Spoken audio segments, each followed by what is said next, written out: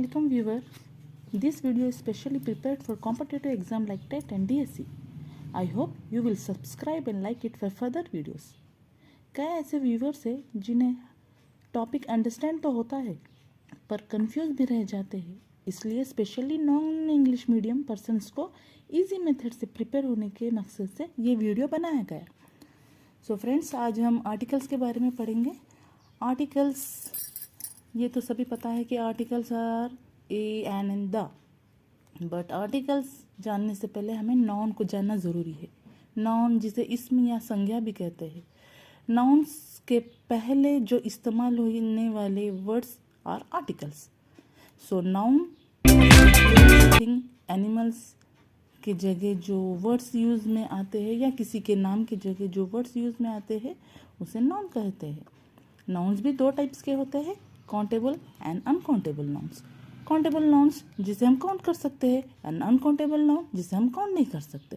Countable nouns भी two types के होते हैं, singular and plural. Singular one से ज़्यादा, प्लूरल कौन सी भी एक चीज़ है उसे सिंगुलर कहा जाएगा और एक से ज़्यादा plural.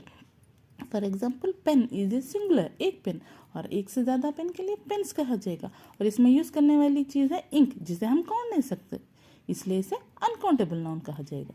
Another example are chair and the plural form is chairs, and uncountable is it is made up of wood, plastic or iron, so they are uncountable, which we can't count. Some other example is umbrella, and the plural form is umbrellas, and the uncountable noun is it is used to protect ourselves from water, so water is uncountable noun. अब now हमें पता चल गया है कि noun क्या चीज़ है। They are two type of countable and uncountable noun. ठीक है, अब नेक्स्ट आर्टिकल्स पे आ जाइए।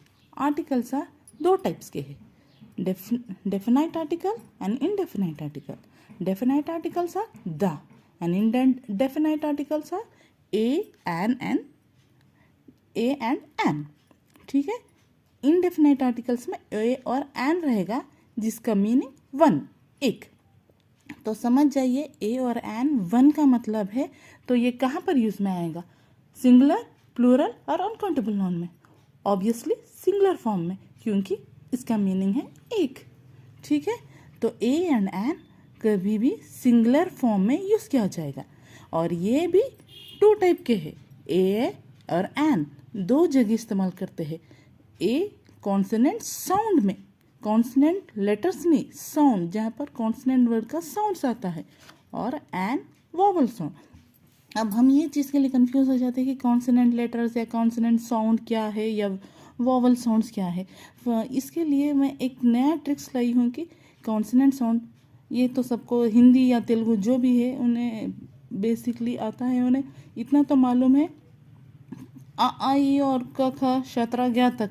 तो क से ज्ञा जो वर्ड है वो कॉन्सोनेंट है, क से ज्ञा जो साउंड आएगा वो कॉन्सोनेंट साउंड कहलाएगा। और वोवल साउंड के लिए आ से आहा। अगर तेलुगु में ले लो, का से बंडीरा, और फिर वोवल्स साउंड के लिए आ से आहा तक। ठीक है, जैसा चेयर, चा से यूं होगा, चा का से ज्ञा के बीच में आएगा तो आ चेयर। पेंसिल, पा से आ पेंसिल। इसी तरह एप्पल या एप्पल आ से यूज हो रहा है, इसलिए वहाँ एन यूज किया जाएगा। अम्ब्रेला आ से में यूज हो रहा है, इसलिए वहाँ पर भी एन ही यूज किया जाएगा। समझ में आया कि इनडेफिनाइट वर्ड कभी भी सिंगुलर चीज़ों के लिए इस्तेमाल किया जाता है, और इनडेफिनाइट वर्ड ए और एन है, जो ए कॉन्सोनेंट साउंड के लिए और एन वोवल साउंड के लिए इस्तेमाल करता है। अब आ जाइए डेफिनाइट, दैट इज द भी कुछ लोग द इस्तेमाल करते हैं और कुछ लोग दी कहते हैं। तो आपको मैं आज समझाऊंगी कि द कहाँ पर और दी कहाँ पर इस्तेमाल में आता है।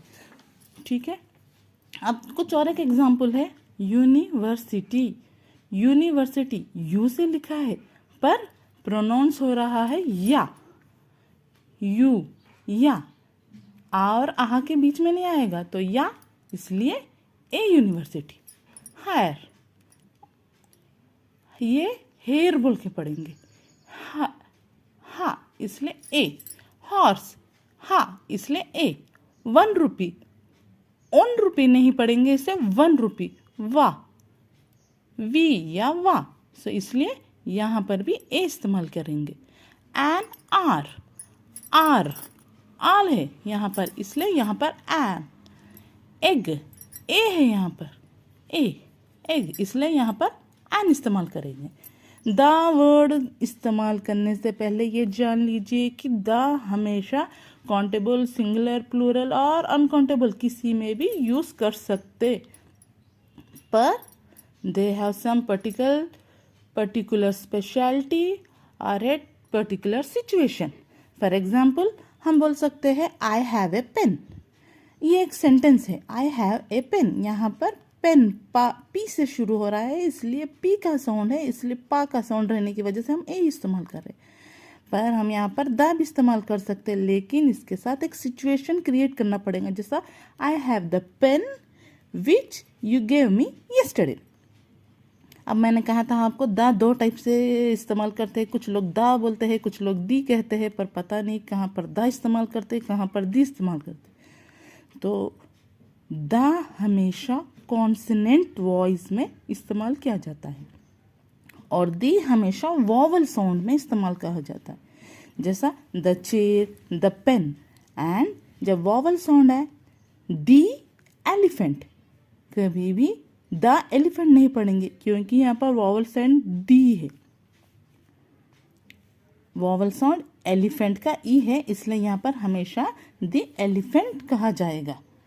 और कुछ example, some more example I will tell you, जैसा आई हैव ए वाटर, पानी।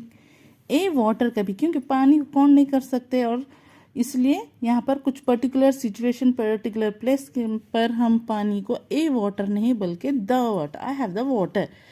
आई हैव ए पेन कह सकते, मगर आई हैव ए पेपर नहीं कह सकते, क्योंकि पेपर ये काउंट नहीं कर सकते। इसकी जगह, एक जगह पेपर की जगह हम I have a piece of paper कह सकते हैं। आई होप ये वीडियो आपको पसंद आई और हेल्पफुल रही होंगी। So please don't forget to subscribe and like it. ठीक है, थैंक यू, अल्लाह हाफिज़।